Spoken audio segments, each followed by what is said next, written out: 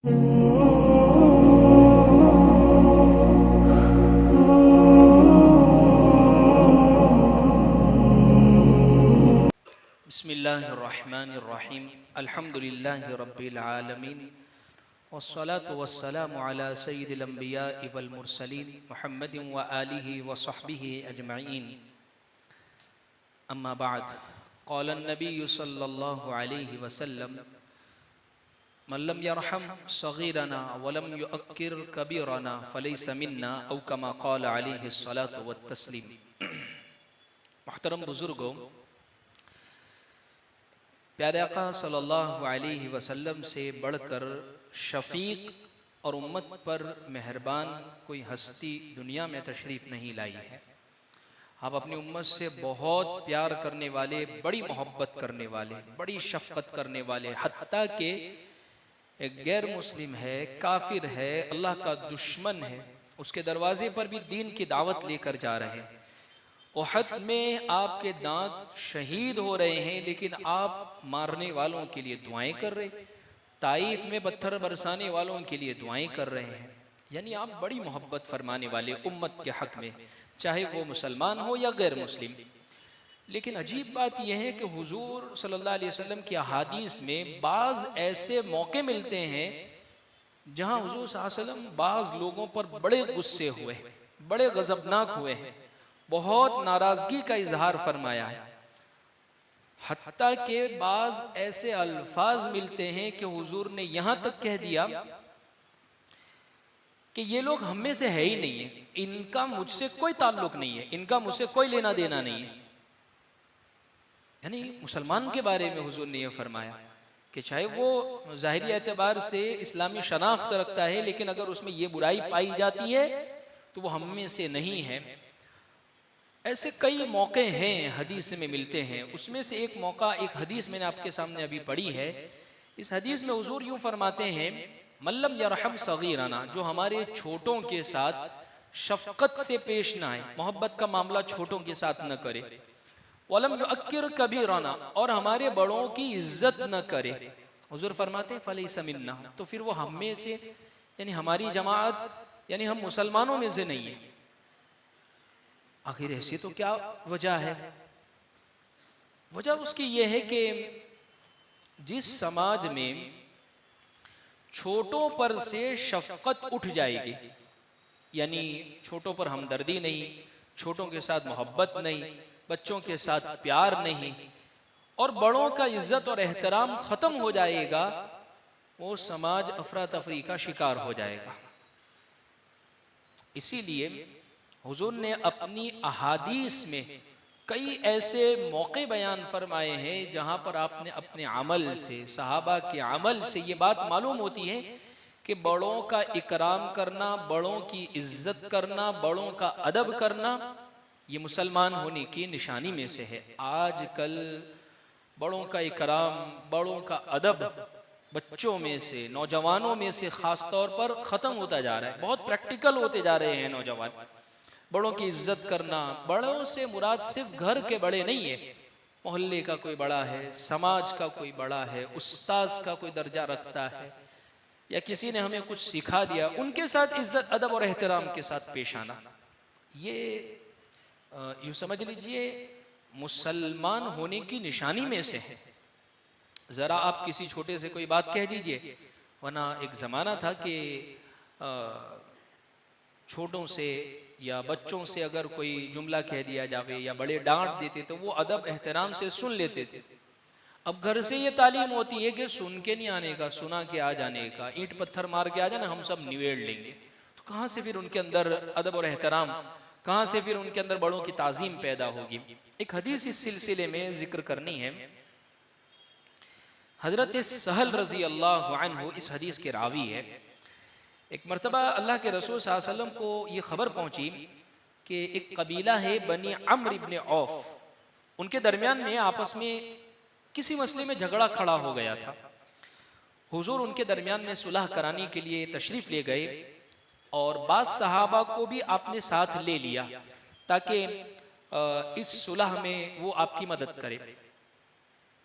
मुसालहत में, बातचीत में ज़रा बात लंबी हो गई और इतनी देर हो गई कि नमाज का वक्त हो गया, यानी वो वक्त हो गया जिसमें हुजूर मस्जिद नबवी में नमाज पढ़ाया करते थे। लेकिन चूंकि आप अभी तक फारिग नहीं हुए थे, इसलिए आप मस्जिद नबवी में तशरीफ नहीं ले जा सके। अच्छा, यहाँ इस हदीस को बतलाने का मकसद देखिए कि अल्लाह के रसूल सल्लल्लाहु अलैहि वसल्लम ने लोगों के दरमियान में झगड़े को ख़त्म करवाने और सुलह करवाने को इतनी अहमियत दी, इतने उसमें मसरूफ़ हो गए, नमाज का मुकर्रर वक्त आ गया और आप मस्जिद नबवी में तशरीफ नहीं ले जा सके, यानी आप खुद इमामत नहीं करवा सके। बाद में जमात में चाहे शरीक हुए हैं हुजूर, लेकिन आप खुद इमामत नहीं करवा सके। आप इससे अंदाजा लगाइए सुलह करवाने की अहमियत लोगों के दरमियान में कितनी ज्यादा है। खैर, यहाँ हुजूर बनी अम्र इब्न औफ की बस्ती में है। अच्छा, इधर मस्जिद नबवी में हजरत बिलाल रजी अल्लाह अन्हु ने अजान दे दी, नमाज का वक्त हो गया और हुजूर तशरीफ लाते हुए नजर नहीं आए। तो सिद्दीक़ अकबर रजी अल्लाह अन्हु मौजूद थे, उनसे कहा कि बहुत देर हो गई है, लोगों को नमाजों का इंतजार हो रहा है, इसलिए आप इमामत करवा दीजिए, आप नमाज पढ़ाने के लिए खड़े हो जाएं। हजरत सिद्दीक़ अकबर ने फरमाया कि अगर तुम चाहो तो ऐसा करते हैं, यानी अगर तुम कहते हो तो चलो हम नमाज शुरू कर देते हैं। अब हुजूर को देर हो गई, उसके बाद हजरत बिलाल ने तकबीर कही, हजरत सिद्दीक़ अकबर इमामत के लिए आगे बढ़े और नमाज शुरू हो गई और अल्लाह अकबर कहा, लोगों ने भी तकबीर कही और नमाज शुरू हो गई। अच्छा, नमाज के दौरान में नबी करीम सल्लल्लाहु अलैहि वसल्लम तशरीफ लाए और हुजूर सफ में एक मुक्तदी की हैसियत से हुजूर खड़े हो गए, मुक्तदी बनकर हजरत सिद्दीक़ अकबर के पीछे खड़े हो गए। अच्छा, लोगों को पता चल गया और हजरत सिद्दीक़ अकबर जब नमाज के लिए खड़े होते तो वो जर्रा बराबर भी इधर उधर मुतवज्जे नहीं होते थे। अब लोगों को तो पता चल गया, अब हजरत सिद्दीक़ अकबर को ये बतलाना था, तो लोगों ने हजरत सिद्दीक़ अकबर को इत्तिला देने के लिए नमाज में तालियां बजाना शुरू कर दी। हजरत सिद्दीक़ अकबर की कोई तवज्जो नहीं हुई, कोई ध्यान नहीं गया उस तरफ। लेकिन जब सहाबा ने देखा कि अबू बकर रजी अल्लाह अन्हु कोई तवज्जो नहीं फरमा रहे, तो उन्होंने तो और ज्यादा जोर से तालियां बजाना शुरू कर दी। असल में वो यूं खबर देना चाह रहे थे कि हुजूर तशरीफ ले आ चुके हैं, आपके पीछे मौजूद है। खैर, उन्होंने कंकनियों से सिद्दीक़ अकबर ने दाएं बाएं देखा तो अचानक देखा कि हुजूर तो सफ के अंदर तशरीफ फरमा है। अच्छा, हुजूर अक़दस सल्लल्लाहु अलैहि वसल्लम को सफ में देखकर हजरत सिद्दीक़ अकबर ने पीछे हटना शुरू किया, पीछे हटना चाहा। अल्लाह के रसूल सल्लल्लाहु अलैहि वसल्लम ने इशारे से उनको रोक दिया कि आप अपनी जगह पर खड़े रहो, पीछे हटने की ज़रूरत नहीं है। लेकिन सिद्दीक़ अकबर तो सिद्दीक़ अकबर थे, चुनांचे उन्होंने देखा कि हुजूर मौजूद है और मैं नमाज पढ़ाऊँ मुसल्ले पर, तो खैर उन्होंने पीछे हटना शुरू कर ही दिया, यहाँ तक कि वो सफ में आकर ही खड़े हो गए, आगे नमाज नहीं बढ़ाई। खैर, हुजूर सल्लल्लाहु अलैहि वसल्लम आगे मुसल्ले पर तशरीफ ले गए और बाकी नमाज अल्लाह के रसूल सल्लल्लाहु अलैहि वसल्लम ने पढ़ाई। अब ये हदीस है, अब इस हदीस से चंद बातें समझनी है। सबसे पहले एक बात तो ये है, जब नमाज मुकम्मल हुई तो अल्लाह के रसूल सल्लल्लाहु अलैहि वसल्लम ने लोगों को मुतवज्जे किया और खिताब फरमाया कि ये क्या तरीका है कि इमाम को नमाज में अगर मुतनब्बे करना है, इमाम को कोई गलती उसकी बतलानी है, तो ये क्या तरीका है कि तुमने तालियां बजाना शुरू कर दी है, ये तरीका नमाज के लिए मुनासिब नहीं है। अच्छा, ये तरीका तो औरतों के लिए शरीयत ने मशरू किया है, औरतों के लिए। मतलब ये है कि जैसे बाज़ मरतबा क्या होता है कि मस्जिद के अंदर नमाज चल रही है और मर्द हजरात खड़े हैं आगे, पीछे बच्चों की सफ़ है, बिल्कुल पीछे औरतों की सफ़ है, या कहीं अंदर की तरफ औरतों की सफ़ है, और इमाम से कोई गलती हुई, अब मर्दों को पता नहीं चला, अगर औरत मुत्तले करना चाहती है तो औरत को ये हुक्म है कि वो ऐसे ताली बजाकर इत्तिला कर दे। और मर्द को क्या हुक्म है, मर्द को ये हुक्म है कि वो सुबहान अल्लाह, अल्हम्दुलिल्लाह, ये अल्फाज के जरिए से इमाम को मुत्तले करे कि आपकी गलती हुई है। तो हुजूर ने सहाबा को ये हुक्म दिया है कि आपको इस तरीके पर करना चाहिए था। एक मसला तो ये हुआ वाज़े। अच्छा, फिर उसके बाद हुजूर हज़रत अबू बकर सिद्दीक की तरफ मुतवज्जे हुआ, फरमाया अबू बकर, जब मैंने आपको इशारा कर दिया था तो आप नमाज जारी रखते, आप पीछे क्यों हटे? क्या जुमला इरशाद फरमाया हजरत सिद्दीक अकबर ने, मा कान लिब्नि अबी कुहाफा अन युसल्ली बिन्नास बैन यदै रसूलिल्लाह सल्लल्लाहु अलैहि वसल्लम। फरमाया, ए अल्लाह के रसूल, अबू कुहाफा के बेटे की क्या मजाल है कि अल्लाह के रसूल की मौजूदगी में वो लोगों की इमामत कराए।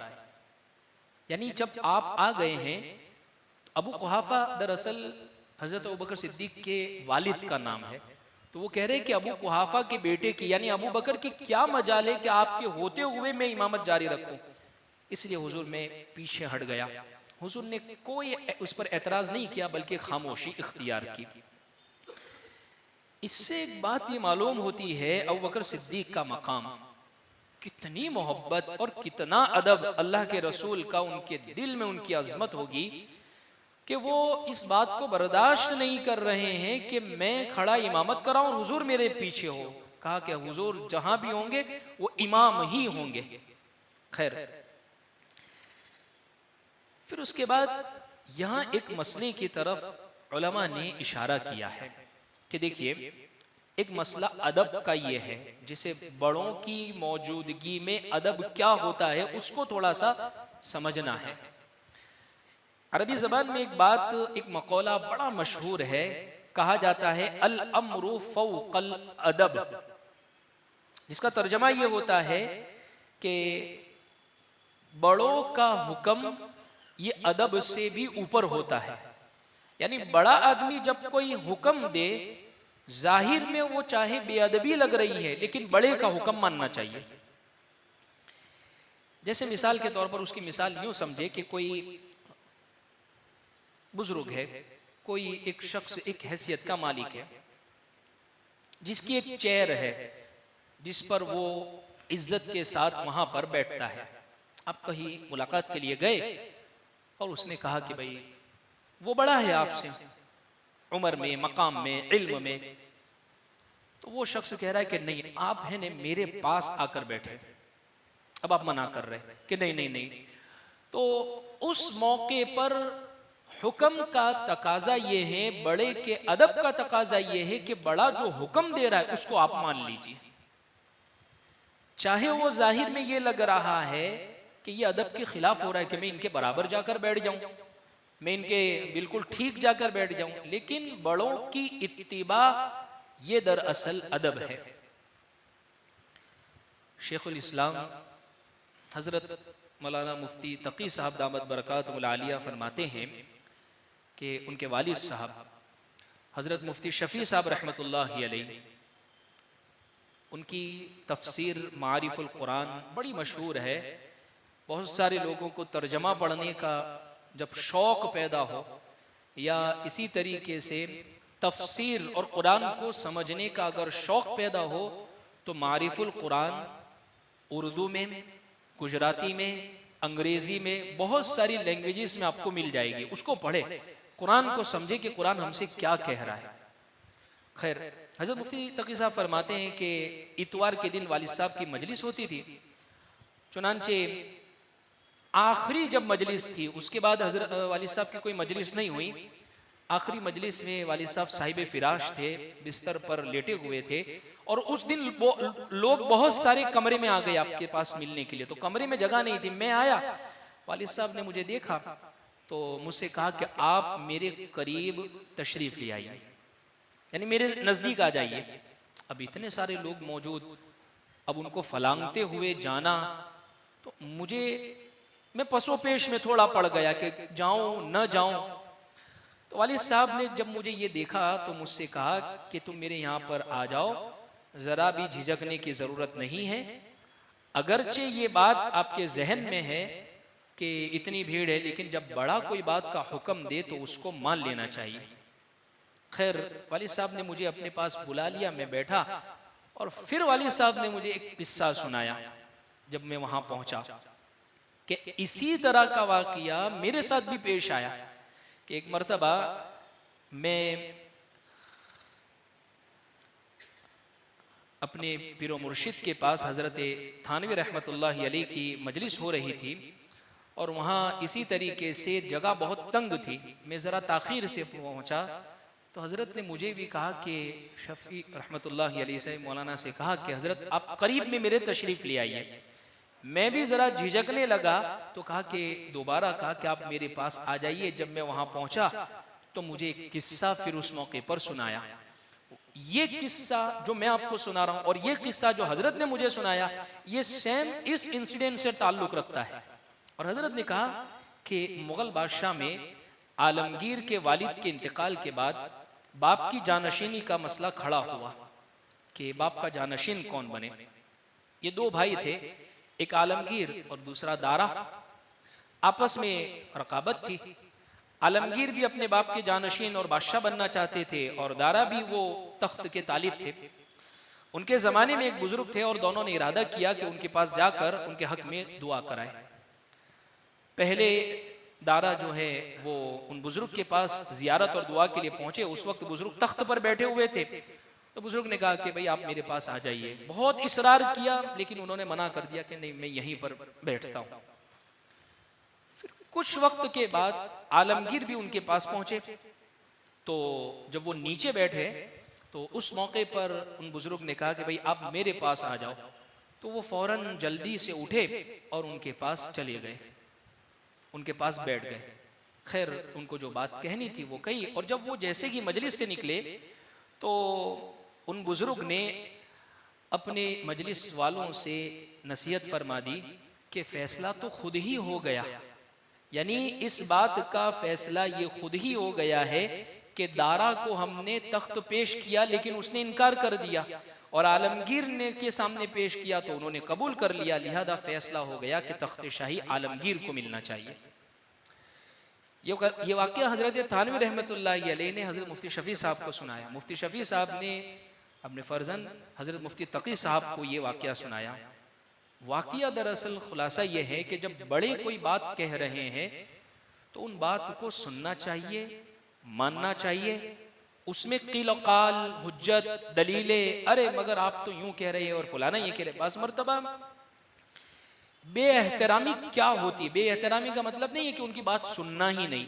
बेएहतरामी का मतलब सिर्फ यही नहीं होता है बड़ों की बेएहतरामी के उनके बेइज्जती करना। बेएहतरामी ये भी होती है कि जब वो कोई बात कह रहे हैं तो उस मौके पर खामोश न रहना, जब वो बात कह रहे तो तवज्जो न देना, जब वो कोई बात कह रहे अरे तो मैं तो ऐसा ही तो करता हूँ, अरे वो कह रहे बस सुन लो उस मौके पर। बाप कह रहा है, उस्ताद कह रहा है, पीर कह रहा है, बाज मरतबा हम दलीलें देने पर मैंने भी तो यही किया था, मगर मैं तो भी यही कर रहा था, मैं ये भी बेअदबी के खिलाफ है। जब बड़े कह रहे वो जो भी कह रहे हैं आंख बंद करके सुन लीजिए, उनकी उल्टी में भी सीधी हुआ करती है। तो खैर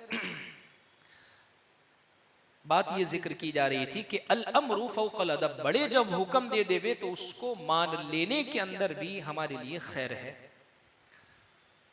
लेकिन फिर सवाल होगा आपके जहन में कि आपने वाकया तो जो पेश किया है हजरत अबू बकर सिद्दीक का, तो हजरत अबू बकर सिद्दीक ने तो कहाँ माना, आप पीछे आ गए, हुजूर इशारा करते चले गए। लेकिन हजरत अबू बकर सिद्दीक, जवाब उसका ये है, सिद्दीक अकबर जो पीछे हटे थे, सिर्फ अहदे नबवी में 2 वाक़ये मिलते हैं जहां हुजूर ने कोई हुक्म दिया है और 2 सहाबी ने वो बात नहीं मानी। सिर्फ 2 वाक़ये मिलते हैं। कौन सा? पहला तो ये वाक़या जो मैंने आपके सामने जिक्र किया, उसकी वजह मैं बयान करता हूं। और दूसरा एक वाक़या मिलता है हजरत अली रजी अल्लाह अन्हु का वाक़या। जब सुलह हुदैबिया के मौके पर सुलहनामा तैयार हो रहा था तो उस मौके पर अल्लाह के रसूल सल्लल्लाहु अलैहि वसल्लम ने उसमें जो सुलहनामे में लिखवाया तो हजरत अली ने ये लिखा था बिस्मिल्लाहिर्रहमानिर्रहीम, के शुरू अल्लाह के नाम से जो बड़ा मेहरबान निहायत रहम वाला है। मक्का के मुशरिकों ने जब देखा, कहा कि झगड़ा तो अल्लाह रहमान रहीम का ही है, अगर हम ये मान लेते तो ये सुलहनामा ही, चुनांचे यहाँ से ये जो अल्लाह का जो लफ्ज है यहाँ से इसको मिटा दो। खैर हजरत अली को हुक्म दिया कि हजरत अली इसको मिटा दो। तो हजरत अली रजी अल्लाह ने फरमाया कि प्यारे आका मैं इसको नहीं मिटाऊंगा। अच्छा, उसमें आगे जो लफ्ज़ है मोहम्मदुर रसूलुल्लाह, ये अल्लाह मोहम्मदुर रसूलुल्लाह यानी मोहम्मद सल्लल्लाहु अलैहि वसल्लम अल्लाह के रसूल। असल में इस लफ्ज़ के ऊपर मसला हुआ कि अगर हम रसूल मान ही लेते तो झगड़ा ही नहीं होता, तो फिर ये मोहम्मद के साथ जो रसूलुल्लाह लगाया गया उसको मिटाने का हुक्म दिया। तो हज़रत अली रज़ी अल्लाह अन्हु ने कहा कि वल्लाहि ला अमहू, कि खुदा की कसम में लफ्ज़ रसूलुल्लाह नहीं मिटाऊंगा। हज़रत अली ने इनकार कर दिया। अल्लाह के नबी सल्लल्लाहु अलैहि वसल्लम ने भी, असल में हज़रत अली उस मौके पर जज्बात में आ गए थे, जज्बात में, अल्लाह के रसूल का नाम मैं मिटाऊं, मुझसे तो ये नहीं होगा। ये बेअदबी नहीं है या हुक्म मानना नहीं है कि हुक्म नहीं माना। असल में बाज़ मरतबा, जैसे मैं एक वाक़या इससे पहले भी मैंने सुनाया, यही सुलह हुदैबिया के मौके पर जब सुलहनामा तैयार हो गया और अल्लाह के रसूल सल्लल्लाहु अलैहि वसल्लम तो अपने साथ जानवर भी लेकर गए थे। अब मक्का के लोगों ने कहा कि भाई इस साल तो उम्रा नहीं होगा, इस साल यहीं से आप लोग वापस चले जाओ। अब वो बात तय हो गई, यहाँ से वापस जाना है। सहाबा सब एहराम की हालत में, और अल्लाह के नबी सल्लल्लाहु अलैहि वसल्लम अब कह रहे हैं अपना सब एहराम उतार दो और अपने सर को हलक करवा लो, जो जानवर लेकर आए हैं उसको ज़बाह कर दो। अब हुजूर ये हुक्म दे रहे हैं, लेकिन सहाबा करने के लिए तैयार नहीं है।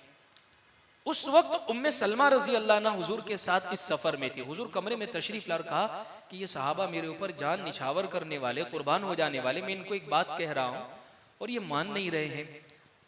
क्या मशवरा दिया उम्मे सलमा रजी अल्लाह अन्हा ने, बड़ा ज़बरदस्त मशवरा दिया। हज़रत उम्मे सलमा रजी अल्लाह अन्हा फरमाती है, प्यारे आका, दरअसल ये जज्बात में खाना काबा से इनकी मोहब्बत इतनी ज़बरदस्त है क्योंकि आपने ख्वाब देखा है कि हम अनकरीब जाने वाले हैं, तवाफ होगा, उम्रा होगा, अल्लाह के घर को हम देखेंगे। आपका ख्वाब झूठा नहीं हो सकता है, लेकिन ये बात तय नहीं है कि इसी साल होगा। अब सहाबा इसी शौक में है कि हुजूर ने ख्वाब देखा तो होकर रहेगा, उम्रा होकर रहेगा, आप कह रहे हैं, लेकिन वो इस सबील में, इस रास्ते में कि कोई ऐसा रास्ता निकल जावे कि फिर हम उम्रा के लिए पहुंच जावे, कोई शक्ल निकल जाए, वो आपके हुक्म को टाल नहीं रहे।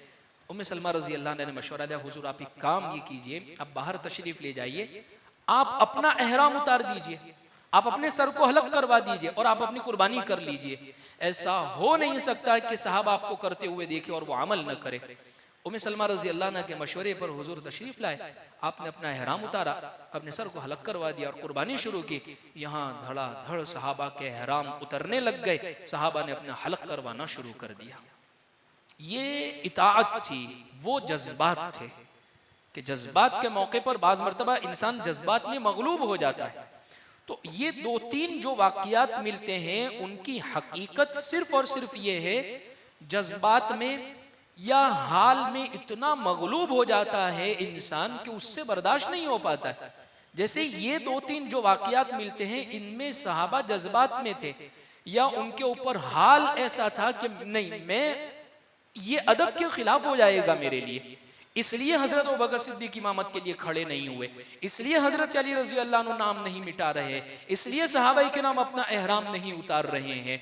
वरना इसके अलावा जिस हाल में भी अल्लाह के नबी सल्लल्लाहु अलैहि वसल्लम ने अपने सहाबा को हुक्म दिया है, हत्ता के सहाबा ने यहाँ तक कह दिया, हुजूर आप हमें बरके गमात तक जाने के लिए कहेंगे, पहाड़ों से छलांग लगाने के लिए कहेंगे, समंदर की तहों में उतरने के लिए कहेंगे, हम उतर जाएंगे। खैर, मैं ये वाक़या बतलाने से मकसद यही है कि जब बड़े कोई अदब दे, हुक्म दे, तो बड़ों का अदब करना, बड़ों की इज्जत करना, बड़ों का इकराम करना, ये हम सब की जिम्मेदारी है। बड़े सिर्फ मुसलमान ही नहीं, काफिर भी अगर कोई बड़ा है और उसका एक इज्जत और एहतराम है, उसका भी इकराम करने को प्यारे आका सल्लल्लाहु अलैहि वसल्लम ने हमें इस बात की तालीम दी है। एक वाक़िया किताबों के अंदर मिलता है कि एक मरतबा हुजूर सल्लल्लाहु अलैहि वसल्लम अपने घर में तशरीफ़ फरमा थे कि एक साहब आते हुए दिखाई दिए। अम्मी आयशा को फरमाया हुजूर ने कि देखो ये जो शख्स आ रहा है, ये अपनी कौम का सबसे बुरा आदमी है, अपने कबीले का। जब वो हुजूर की खिदमत में आया तो अल्लाह के रसूल सल्लल्लाहु अलैहि वसल्लम उसके इकराम के लिए यानी आपने उसका इकराम किया, बड़ी इज्जत से बातचीत की। जब वो बातचीत करने के बाद चला गया तो अम्मी आयशा रजी अल्लाह अन्हा ने पूछा, अल्लाह के रसूल आपने तो खुद ही फरमाया कि ये कबीले का बुरा आदमी है, लेकिन जब आया तो आपने बड़ी इज्जत की उसकी। तो हुजूर ने फरमाया कि वो आदमी बहुत बुरा है जिसके शर से बचने के लिए उसका इकराम किया जावे। बाज़ मरतबा हम किसी का इकराम इस वजह से कर रहे होते कि अगर इसकी इज्जत नहीं करेंगे, इसका इकराम, तो ये कोई तकलीफ पहुंचाएगा। इसीलिए हुजूर ने क़यामत की 15 निशानियां बयान फरमाई है। उसमें एक निशानी यह है, उक्रिमर रजुल मखाफत शर्रिही, बाज़ लोगों की इज्जत सिर्फ इस वजह से है, दिली जज्बात के साथ नहीं है, सिर्फ इस वजह से कि अगर इज्जत इकराम से नहीं पेश आए तो हो सकता है ये कोई तकलीफ पहुंचाएगा। इस हदीस पर 2 सवाल है। पहला सवाल तो ये है, जब वो दूर से आ रहा था तो हुजूर ने अम्मी आयशा के सामने उसकी बुराई बयान की, अपने कबीले का ये बुरा आदमी है। बहरहाल तो ऐसा लगता है कि क्या ये गीबत है, क्योंकि पीठ पीछे आदमी की बुराई करना गीबत नहीं है। जवाब उसका ये है, गीबत नहीं है। अगर किसी शख्स को किसी के शर से बचाना है, यानी ये आदमी किसी को तकलीफ पहुंचा सकता है, तो उसकी तकलीफ से बचाने के लिए आप कहें, देखना इससे थोड़ा संभल के रहना, इससे थोड़ा एहतियात करना, यहाँ थोड़ा सा गौर कर लेना, तो ये गीबत नहीं होगी। यहाँ अल्लाह के नबी सल्लल्लाहु अलैहि वसल्लम अम्मी आयशा से फरमा रहे हैं कि इससे थोड़ा संभल कर रहना, वरना ऐसा ना हो कि ये कोई फितने के अंदर मुब्तला कर देवे। तो बात सूरतों में हमें इस किस्म के जुमले इस्तेमाल करना ज़रूरी हो जाते हैं। जैसे मिसाल के तौर पर बाज़ मरतबा क्या होता है, किसी जगह इंसान ने रिश्ता किया, अब रिश्ता करने के बाद कोई नहीं बनी, 2-4 महीने 1 साल के बाद वो रिश्ता टूट गया, मंगनी टूट गई, तो अब लोग उनसे आकर कह रहे हैं, अरे मैं तो पहले से ही पता था। अरे पता था तो बताना चाहिए था ना, फिर जब आपको मालूम था तो आपको बताना चाहिए था। कहा गीबत, अरे ये गीबत नहीं है, गीबत उस मौके पर है कि जिस मौके के ऊपर आप किसी की बुराई की वजह से उसकी बुराई कर रहे हैं, लेकिन किसी को बचाने के लिए, जैसे कोई शख्स आया कि भाई मैं इसके साथ पार्टनरशिप करूं और आपको पता है कि ये करूं है, तो उसके भाई एहतियात करना इसके साथ कि ये हमेशा फांदे ही करता है, तो ये गीबत नहीं होगी उसकी, क्योंकि आप इसको बचाना चाहते हैं। दूसरा सवाल इस हदीस पर यह होता है, एक तरफ आपने बुराई बयान की और दूसरी तरफ जब वो शख्स आया तो आपने बड़ी इज्जत फरमाई, खातिर तवाज़ो फरमाई, तो यहाँ पर जाहिर और बातिन में फ़र्क हो गया। बात दरअसल ये है कि ये अल्लाह के रसूल है जिन्होंने एक एक चीज़ की हद हमें बयान फरमाई। हुजूर ने का एक अमल, यानी छोटा सा इशारा भी अगर हुजूर ने हदीस में फरमाया है तो उसमें बड़ी हिकमतें हमारे लिए मौजूद है। हुजूर ने किसी बात पर सिर्फ खामोशी इख्तियार कर ली, हिकमतों के समंदर उसके अंदर मौजूद होते हैं। तो ये हुजूर ने ये जो अमल इख्तियार किया, बात दरअसल ये है, अल्लाह के रसूल सल्लल्लाहु अलैहि वसल्लम ने मुतनब्बे करने के लिए तो आपने ये बता दिया कि ये शख्स बुरा आदमी है, लेकिन जब वो मेहमान बन के आया, मेहमान की हैसियत से आया, तो मेहमान का हक होता है कि उसका इकराम किया जावे, उसकी इज्जत। ऐसा नहीं कि ये चल निकल, ऐसा नहीं होता है। उसकी इज्जत करना, उसका इकराम करना। तो साथ साथ में अल्लाह के नबी सल्लल्लाहु अलैहि वसल्लम ने ये तो फरमा दिया कि बुरा आदमी, लेकिन अगर वो आया तो उस मौके पर उसके साथ इज्जत और इकराम वाला मुआमला करना ये इंसान की जिम्मेदारी बनती है। इस हदीस में साथ में एक हिकमत भी ये बयान फरमा दी कि अगर बुरे आदमी का अगर इकराम नहीं किया जाएगा तो हो सकता है कि वो तुम्हें किसी मौके पर फिर वो तकलीफ पहुंचावे, तुम्हारे खिलाफ वो साजिशें करे, तो उसकी तकलीफ से बचाने के लिए प्यारे आका सल्लल्लाहु अलैहि वसल्लम ने यह अमल इख्तियार फरमाया। खैर खुलासा ये है इन तमाम वाक़ियात का, इन तमाम बातों का, कि हमेशा बड़ों की इज्जत, बड़ों का इकराम, बड़ों का अदब करना चाहिए। बड़े जिस लिहाज से भी हैं, मोहल्ले के बड़े हैं, समाज के बड़े हैं, मस्जिद के बड़े हैं, या इसी तरीके से हमारे घर के बड़े हैं, हमारे उस्ताद की हैसियत रखते हैं, या हमारे उम्र में बड़े हैं, हर एक का इज़्ज़त और इकराम करना एक मुसलमान की जिम्मेदारी है। वरना तो हुजूर ने इस हदीस में साफ बयान फरमा दिया, जिस समाज में बड़ों की इज्जत नहीं, छोटों पर शफकत नहीं, वो शख्स फिर हम में से नहीं है, वो मुसलमान में से नहीं है फिर वो शख्स। इसलिए बड़ों का अदब, एहतराम करना चाहिए। अल्लाह हम तमाम को इन बातों पर अमल की तौफीक अता फरमाए। व आखिर दावाना अनिल हम्दुलिल्लाहि रब्बिल आलमीन।